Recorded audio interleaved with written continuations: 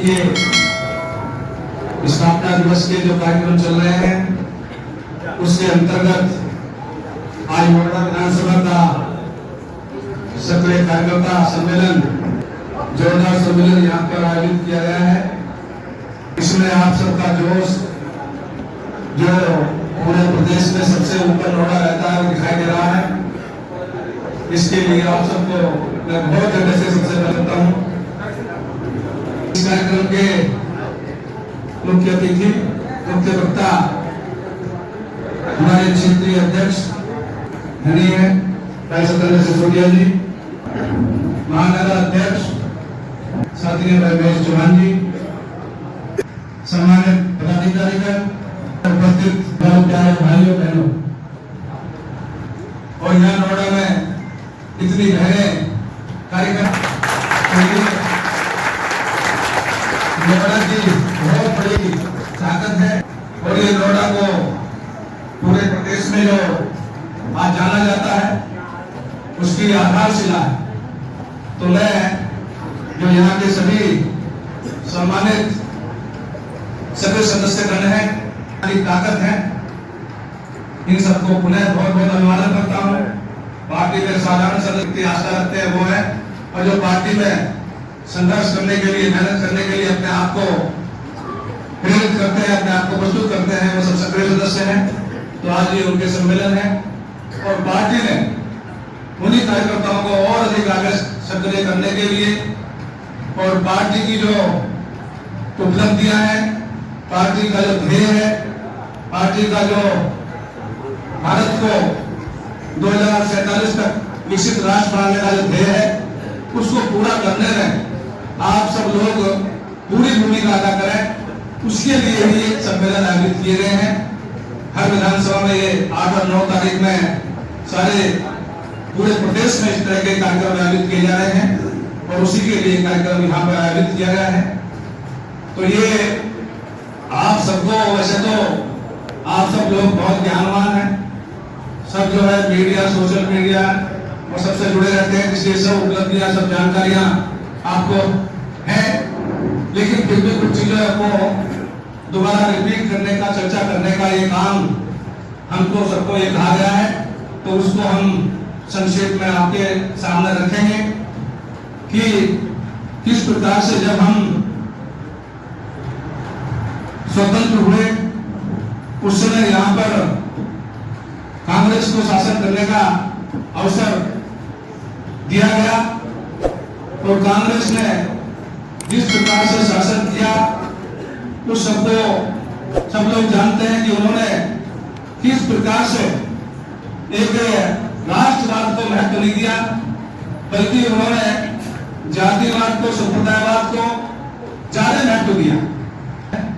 मंत्री थे, मंत्री होते हुए भी उन्होंने ये महसूस किया कि हमारे स्वतंत्र होने के बाद ये कांग्रेस पार्टी को जिस तरह से जिस सोच के साथ चलना चाहिए था उसको नहीं चल रही है और वो जिस प्रकार से जम्मू कश्मीर के मामले में इस प्रकार से देश को विभाजन करने की नीति अपनाए हुए हैं उसको देश का पूर्ण हिस्सा नहीं मानती है। तो वो उनको उस समय बहुत बुरा लगा और उन्होंने इस्तीफा देकर और उसी समय ये संघर्ष शुरू कर दिया कि जम्मू कश्मीर देश का अभिन्न हिस्सा होना चाहिए। और आप सबको मालूम है कि उसी समय उनको कश्मीर की जेल में डाल दिया गया और जेल में ही उनकी मृत्यु हो गई, हत्या हो गई, जो भी हुई। वो उस समय कितना दर्दनाक मामला था, लेकिन बहुत बड़ी आहुति थी उनकी। और हमारे उस समय उन्होंने उससे पहले बीजेपी की शुरुआत कर दी थी, उस समय बीजेपी की जनसंघ की शुरुआत कर दी थी। 1951 में बीजेपी की शुरुआत श्याम प्रसाद मुखर्जी और दीनदयाल जी ने मिलकर की थी और ये कोशिश की कि ये जो व्यवस्था है चेंज होनी चाहिए, जो कांग्रेस का एकमात्र दल यहाँ पर है उसका विकल्प भी होना चाहिए। जब तक विपक्ष नहीं था तो इस पर से जनसंघ ने विपक्ष के रूप में अपना काम शुरू किया, संघर्ष शुरू किया और उसके बाद लगातार जनसंघ आगे बढ़ती चली गई। पहले श्यामा प्रसाद मुखर्जी अध्यक्ष रहे, फिर माननीय दीनदयाल जी ने उसका नेतृत्व किया और दीनदयाल जी ने जिस प्रकार से मूल्यों की राजनीति को देश में लाने का निश्चय किया। उन्होंने आप सबको मालूम है कि एकात्मवाद और अंत्योदय जो मुख्य उनके वसूल थे उसको उन्होंने लागू करने का काम किया। उन्होंने ये कहा कि बिना वसूलों के पार्टी चलना ठीक नहीं है, यदि हमें जो सरकार चलानी है तो किसी मूल्य पर चलनी चाहिए। यानी उसमें उन्होंने एकात्मवाद कि हमारे जो देश का नागरिक है वो सब एक तरह से समान है, सबके अंदर एक आत्मा है, तो सबको सम्मान मिलना चाहिए, सबको बराबर का सम्मान मिलना चाहिए। उस भाव से उन्होंने काम किया। अंत्योदय में जो किन्हीं कारणों से लोग पिछड़ गए हैं तो उनको सबसे पहले ऊपर उठाने का काम किया जाना चाहिए, ये उन्होंने शुरू किया। और इस प्रकार से ये शुरुआत जो उन्होंने की उसको लगातार निरंतर आगे बढ़ाते हुए जो हमारी नींव श्यामा प्रसाद मुखर्जी और दीनदयाल जी ने रखी, उसको एक तरह से एक बड़ा निर्माण करने का काम जो है वो माननीय अटल बिहारी वाजपेयी जी और अडवाणी जी ने किया। इन दोनों की जोड़ी ने बहुत मजबूती से यहाँ पर उसका विकल्प के रूप में बीजेपी को स्थापित करने का काम किया। और 1980 में बीजेपी की शुरुआत की गई, जिसके पहले अध्यक्ष माननीय अटल बिहारी वाजपेयी जी बने। और उन्होंने संघर्ष करते करते इस पार्टी को मजबूत करने का काम किया। हमारे माननीय अडवाणी जी ने उस संघर्ष को मजबूती देने के लिए सबसे पहले अयोध्या का जो आंदोलन था उसको काम शुरू करने का काम अडवाणी जी के नेतृत्व में हुआ। और ये जो सारे सपने थे अडवाणी जी ने जो उस समय अयोध्या के मंदिर के लिए जो संघर्ष किया सारे देश में, उसकी बहुत बड़ी चर्चा हुई। और उस चर्चा के कारण से आज जो चर्चा थी वो माननीय मोदी जी ने पूरी की है, लेकिन उसकी शुरुआत माननीय अडवाणी जी ने की थी। और मैं ये समय कहना चाहूंगा कि उसी उसमें जो हमारे उत्तर प्रदेश के मुख्यमंत्री थे माननीय कल्याण सिंह जी, उन्होंने भी उस समय बहुत बड़ी आहुति दी। वो भी उस समय बहुत संघर्षशील नेता थे। जिस समय बाबरी मस्जिद ध्वंस का जो हमारे यहाँ के कार सेवक काम कर रहे थे, उसके लिए निर्देश दिया गया था केंद्र सरकार के द्वारा कि उनको रोका जाए और उन पर गोली चलाई जाए। और उस समय कल्याण सिंह ने कह दिया कि मैं अपनी सरकार देने को तैयार हूं, लेकिन मैं गोली नहीं चलाऊंगा। उन्होंने अपनी सरकार को अर्पित कर दिया। ये बहुत बड़ा उनका इसके लिए एक तरह का उन्होंने बलिदान दिया। तो इस प्रकार से कल्याण सिंह जी का भी उसमें बहुत बड़ा योगदान रहा।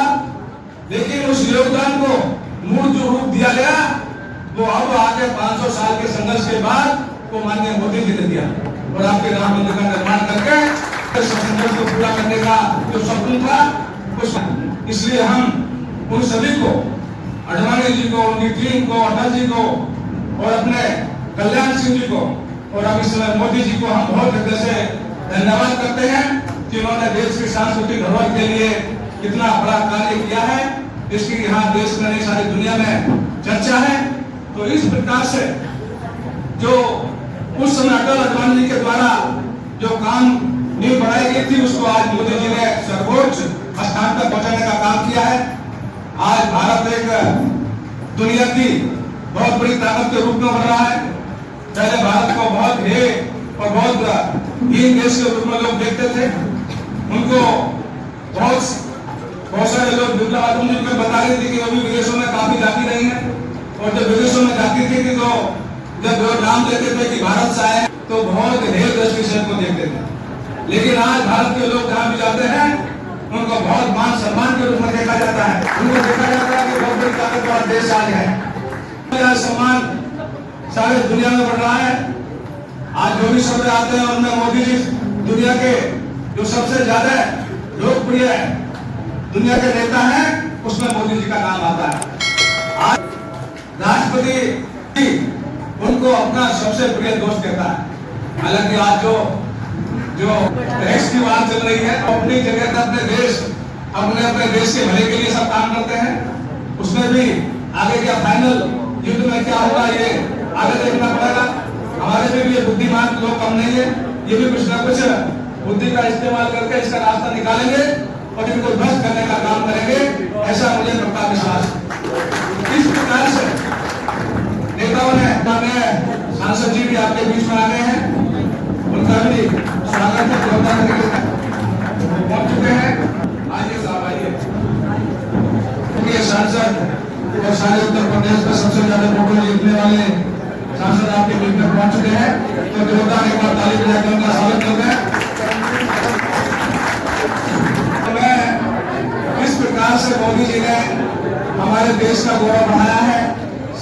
प्रत्येक क्षेत्र में भी बढ़ाया है, विदेशी ताकत के रूप में भी एक बड़ी ताकत बढ़ाया है, हमारे किसानों को मजबूत करने का भी काम किया है, हमारे यहाँ की महिलाओं को भी मजबूती देने का काम किया है। इस प्रकार से चारों के तरफ से उनको बढ़ाकर दुनिया का विकसित राष्ट्र बनाने का उन्होंने जो ध्येय अपना अपनाया है, और जो हमारी अर्थव्यवस्था जो विश्व में है 11वें नंबर थी, आज वो 5वें नंबर पर आ चुकी है और बहुत जल्दी वो 30वें नंबर पर आने वाली है। इस प्रकार से देश को बनाना है, हमारी पार्टी उनके लिए बहुत उद्देश्य उनके प्रति से अभिवादन करती है, और आप सबका भी अभिवादन करते हुए मैं अपनी बात को पूरी करता हूँ। बहुत बहुत धन्यवाद। जय हिंद, जय भारत, जय श्री राम।